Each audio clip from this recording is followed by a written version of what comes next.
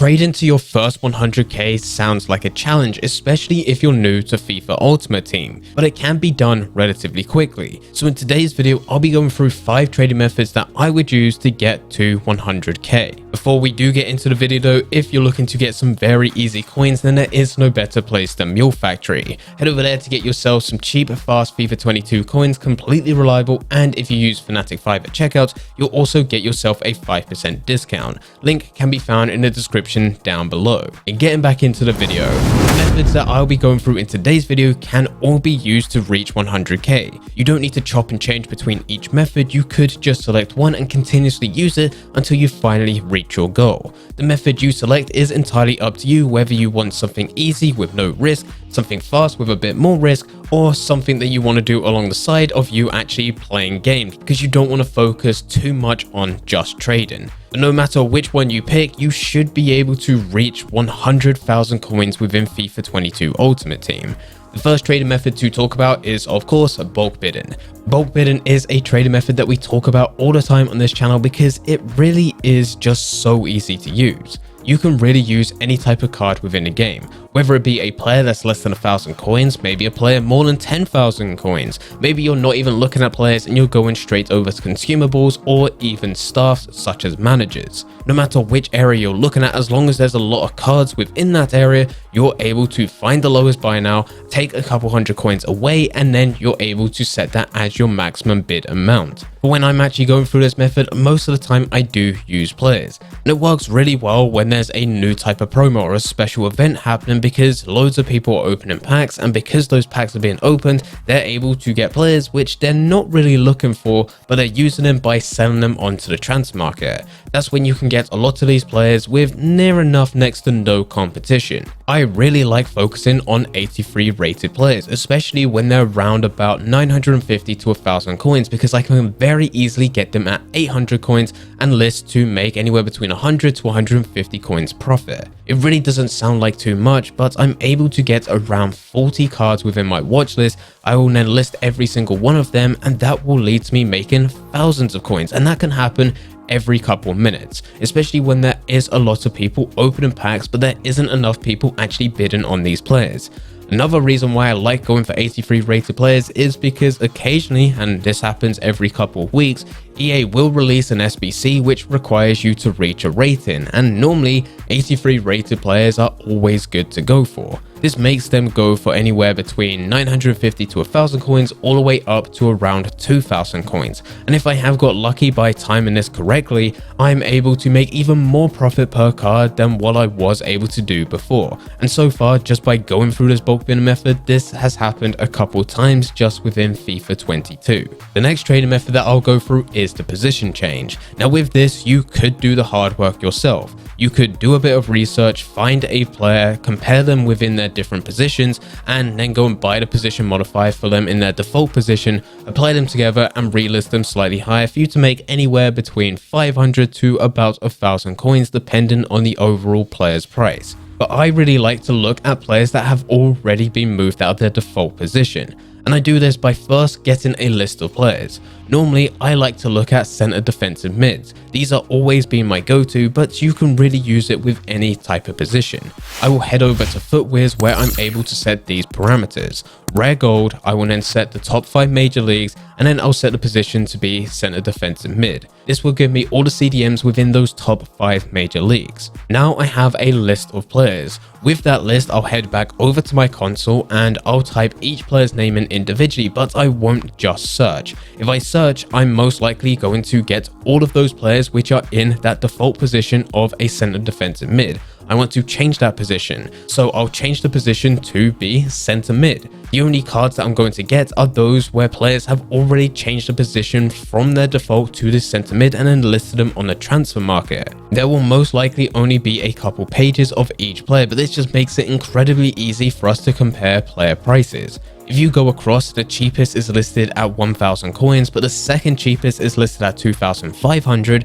Well, you're able to buy the one at 1,000 coins and list it at around 2,400, undercutting the second cheapest so that your card is still the cheapest, but once you sell, you're able to make over 1,000 coins in profit after the 5% EA tax. And you will do this with every single one of those players that you have on that FUTWIZ list. The next trading method that I'll use is looking at old Team of the Week players. For this, you're going to use a site such as FUTWIZ or FUTBIN. Both of them have a list of all the previous Team of the Weeks, and you can go all the way back to the beginning of FIFA 22 Ultimate Team, where you can look at Team of the Week 1. With that, you'll then head over to the FIFA 22 market and just type in each player's name in that belongs within those previous Team of the Weeks. And very similar to the position change method, all you're going to do is compare the price, and it's going to be easy because these players have been within the game since the beginning and they're extremely rare. So many people have bought these players, stored them in their club to never play FIFA 22 again, as well as there's been a lot of people that have either accidentally quick sold them or they've just put them through SBCs in which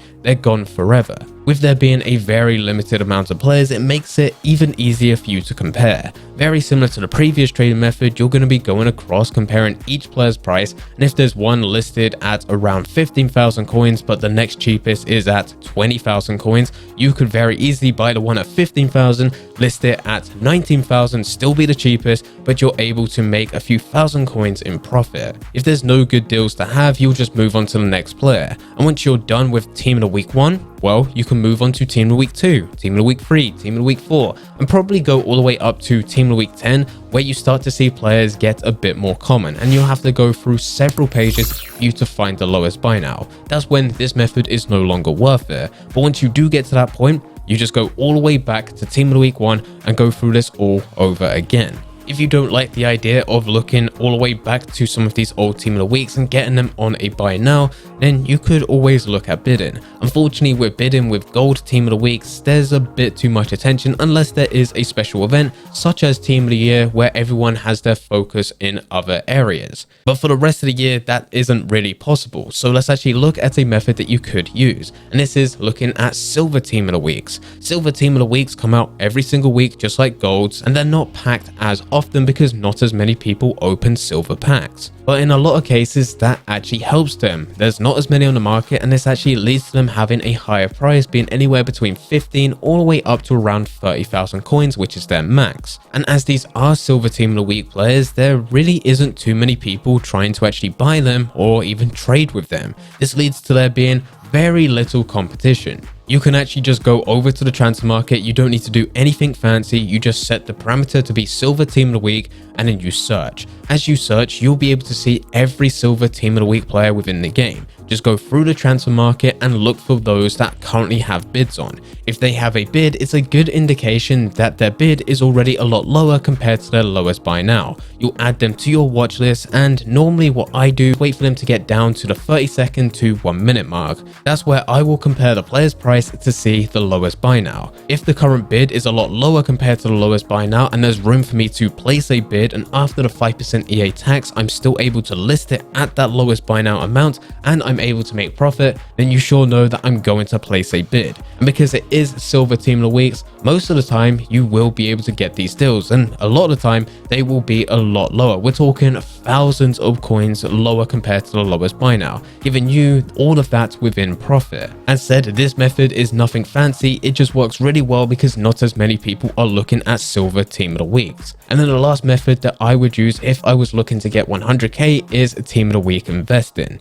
This is more for those players that don't want to spend too much time trading. They want to focus on grinding coins by playing matches within squad battles, division rivals and FUT champions. But they do want to put their coins into something that will gradually increase over time. This is perfect with Team of the Week investing. Every week on a Wednesday we'll get a new Team of the Week, and this will be filled with gold as well as silver players. By the time it gets round to the following Wednesday, that's when a new Team of the Week will be released. But just before that happens, I'll go through the current Team of the Week and buy all the players which I think are going to do well. Now the rules that I follow is that they need to be anywhere between 10 to 20k and they need to be within the top 5 major leagues, being Premier League, Liga, Serie A, Bundesliga or La Liga. The only other investment that I look to make week is any silver team of the weeks which are less than 20,000 coins. There's been a lot of cases where I've been able to get some silver team of the week players at around 11 to 15,000 coins, and I've been able to sell them at 30 just a few weeks later.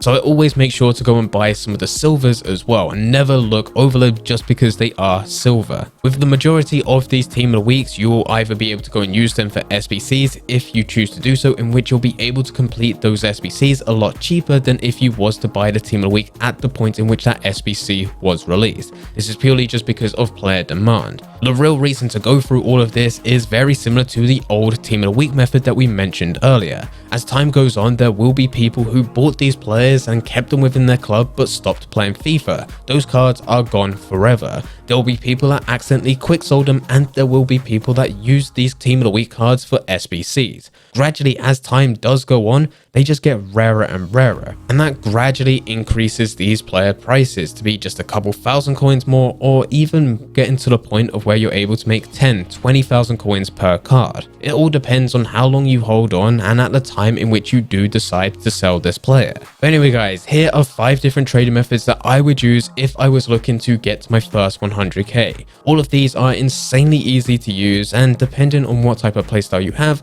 will depend on what type of method you're going to use. If you have any questions about anything, then please feel free to leave them in the comment section down below. But anyway guys, I hope you guys did enjoy it. If you did enjoy it, don't forget to leave a like and subscribe. But for now, I'm going to see ya.